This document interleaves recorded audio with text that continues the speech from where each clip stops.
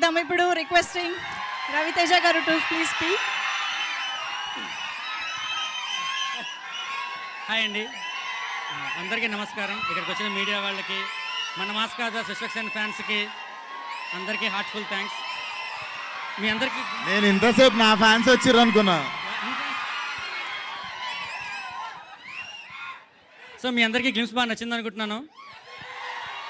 I would like to thank my music director Jakes Vijay for composing this very good music, and my DOP as well.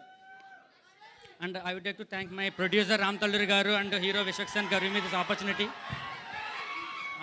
Fortunately, I am blessed with very good actors, be it Meenakshi garu or Shraddha garu or Sunil garu, Naresh garu, and so many other actors are there.